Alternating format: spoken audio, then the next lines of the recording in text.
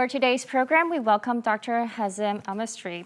Hazem is a Palestinian researcher who focuses on social and cultural research and studies.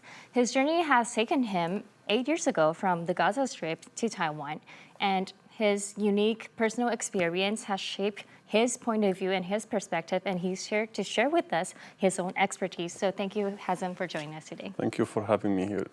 We know that Hamas now is there's a lot of different labels in the international society we would like to discuss further on later. But first, how did Hamas start emerging in Gaza? Hamas started emerging in Gaza by using religious roaming, and it was a religious group. Hamas was seen as a part of the Muslim Brotherhood. That organization was established in Egypt in the 1920s. So they started as a religious group, and then they developed themselves to be social and economic network. And then they declared themselves as a political and resistance movement, especially after the beginning of the first Intifada in 1987. So they get involved in that uprising against the Israeli occupation. And the main demand Hamas wanted was the first one: end the Israeli occupation, gaining our independence, and the right of the Palestinian people to return to their homes and lands that Israel expelled them in 1948. And if you look at Hamas members and leaders, you will find that most of them are refugees or the children of the refugees who were expelled by Israel in 1948. And the United Nations issued several resolutions about it, calling Israel to allow the Palestinians to return their homes and lands, like the resolution number 194. But Israel, until now, doesn't obey to that resolution.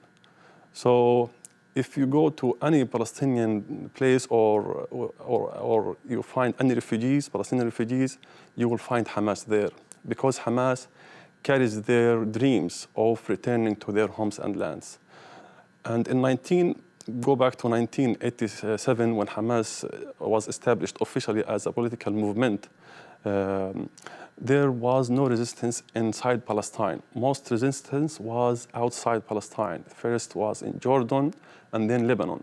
But after the invasion, the Israeli invasion of Lebanon in 1982, the Palestinian resistance led by Yasser Arafat moved to Tunisia. And Tunisia was not a neighboring country.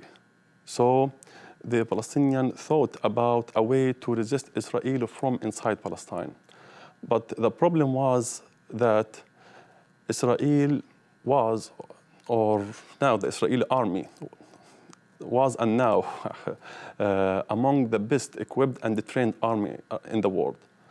And the Palestinians, on the other hand, they didn't have any weapons to resist Israel.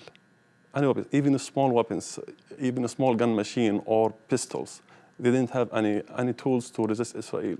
So they used very simple tools like stones, like Molotov cocktail, or even kitchen knives to resist Israel.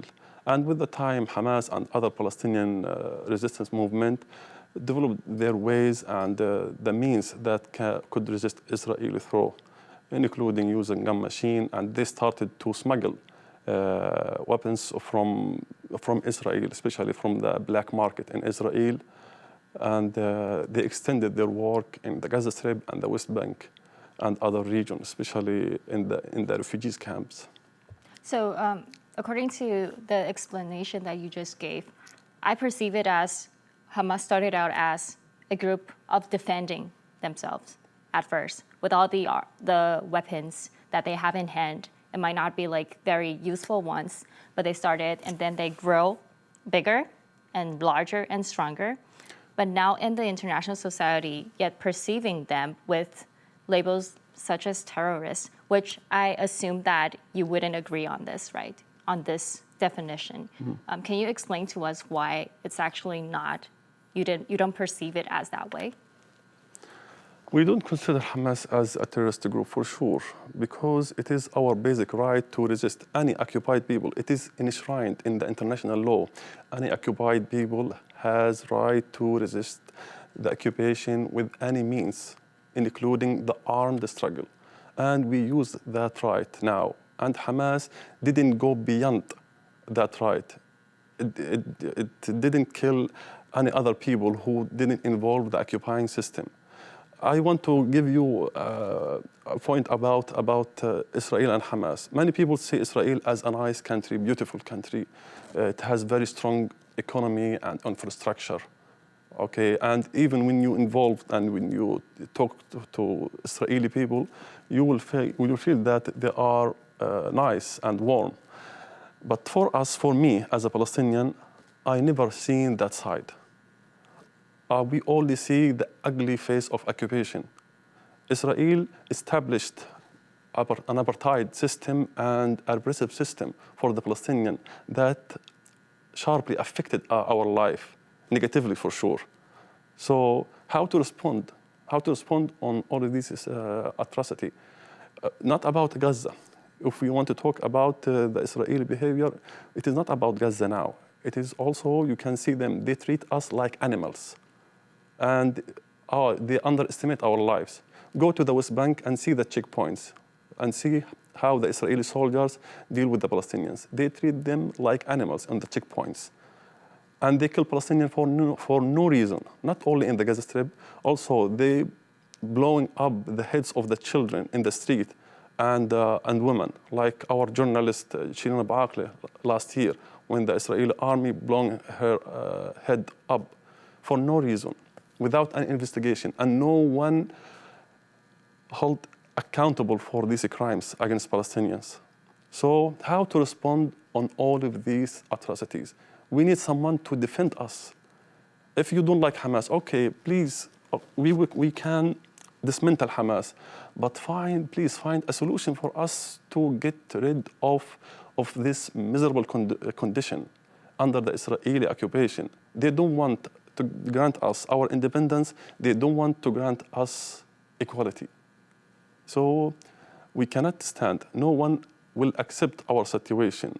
So a lot of Israeli officials said that if I am Palestinian, I will join to a terrorist organization, especially Hamas and Islamic Jihad. So we have no choice. I hope the killing machine will stop. I hope no killing will be on Palestine and Israel. I hope that. But it is not acceptable to make the killing machine working on us while the occupier enjoy their lives and live peacefully. It is not acceptable. Are you aware of some of the actions of Hamas, such as like using human shields of Gaza people? Using human shield, I think the purpose behind this accusation is to justify the Israeli massacres against the Palestinian citizens and to show Israel that side who cares about the Palestinian lives and to show Hamas as indifferent to its people's life. So they will try to show Israel as the ethical side.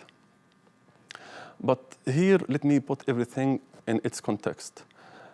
Israel, according to the international law and to the UN resolution, is an occupying entity, occupying power. And we need to know that occupation doesn't and never align with ethics, because occupation by nature is aggressive. Occupation by nature is oppressive, is violent. Occupation by nature is not ethical. So this is the main point we need to understand. And so I want to ask a question here. Since when the occupying power cares about the occupied people's lives and welfare? Since when Israel cares about the Palestinian people's life? Since when the Palestinian blood is valuable for Israel? Actually, they like to kill us for no reason. While Hamas, on the other side, belongs to the Palestinian people who have the fundamental right to resist the Israeli occupation. And Hamas stems from the noble notion of rejecting oppression represented in the Israeli occupation. This is the main point. And for my experience, I spent most of my life in the Gaza Strip. I never seen or heard about Hamas taking Palestinian citizens to its military side as a human shield. Israel kills us in our home. They bombard the houses while people are sleeping inside it, even without any member of Hamas in that building. So it is just a joke. For example, one of my teachers, he taught me when I was in high school, and he also was one of my relatives. He belongs to my extended family. Israel bombarded his house. He was killed. His wife was killed. His children were killed. His grandchildren were killed. So the entire family was written off from civil registry. And no one of them belonged to Hamas. And no one outside of this family were killed, so no Hamas member. So, and then the Israeli spokesperson on that day declared that Israel killed 400 members of Hamas. So they included that guy. Why? Why he mentioned that? Because no one checked after them. No one investigate.